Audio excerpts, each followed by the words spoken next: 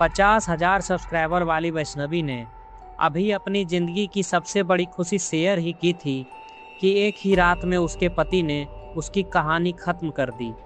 एक ऐसा इंसिडेंट जिसने पूरे सोशल मीडिया और देश को हिला कर रख दिया है।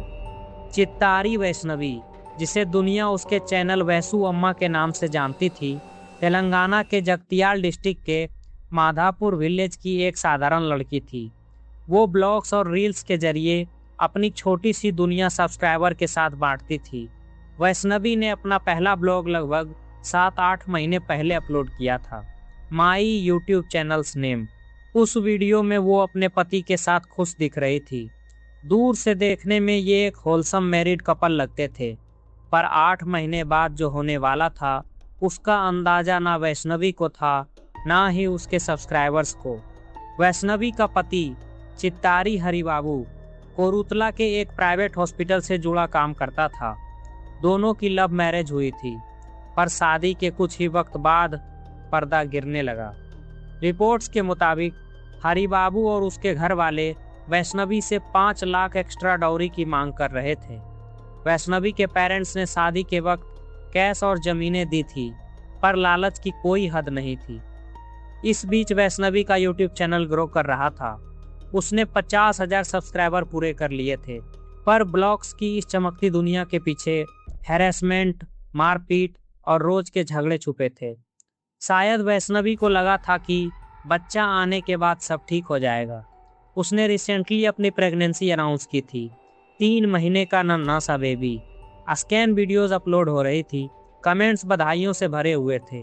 लेकिन हरिबाबू को वैष्णवी के इस यूट्यूब फेम और बढ़ते सब्सक्राइबर से भी जलन होने लगी थी। 16 मार्च 2026 की वो बदनसीब रात। रोज की तरह बहस हुई, पर इस बार हरिबाबू के सर पर खून सवार था। जब वैष्णवी गहरी नींद में थी, उसने अटैक किया। सुबह के लगभग 4 बजे हरिबाबू ने पहले वैष्णवी का गला दबाया। वैष्णवी को संभलने का मौका तक नहीं मिला, लेकिन दरिंदगी यहीं नहीं रुकी।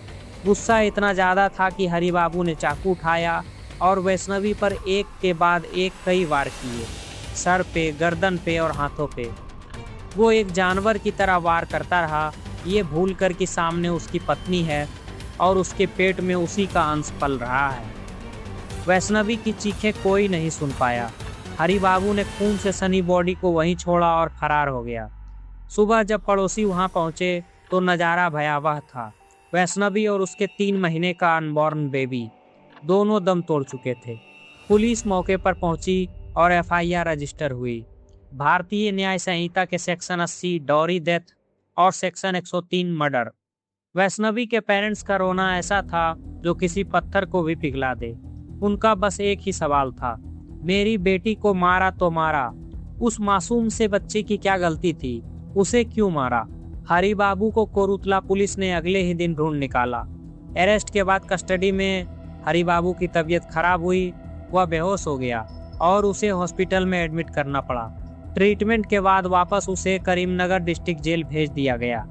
इन्वेस्टिगेशन में पता चला कि हरिबाबू ने कत्ल के वेपन और अपने खून से सने कपड़े छुपाने की कोशिश की थी। इस केस ने पूरे जगतियाल डिस्ट्रिक्ट में मानो आग लगा दी हो। लोग रास्ते पर उतर आए और वुमेन सेफ्टी पर फिर सवाल उठने लगे। वैष्णवी का आखिरी वीडियो प्रेगनेंसी के बारे में था। वो खुश थी, उम्मीदों से भरी हुई थी, लेकिन आज वो हमारे बीच नहीं है। ये केस हमारे समाज की मानसिकता पर एक गहरा तमाचा है। आज़ादी के 78 साल बाद भी हम दहेज और इस पिछड़ी सोच से आज़ाद नहीं हो पाए हैं। हर साल हजारों वैष्णवी जैसी बेटियां इस लालच की बलि चढ़ जाती हैं। शायद इस केस में कातिल एक था, पर सवाल कई हैं। कौन था असली क्रिमिनल? क्या वो परिवार जिसने वक्त रहते आवाज़ नहीं उठाई, या वो समाज जो सब देखकर भी चुप रहा, या फिर मैं और आप जो हर बार ऐसी न्यूज़ सुनते हैं, शोक प्रकट करते हैं और फिर अपनी दुनिया में मसरूफ हो जाते हैं? आपके हिसाब से असली क्रिमिनल कौन है?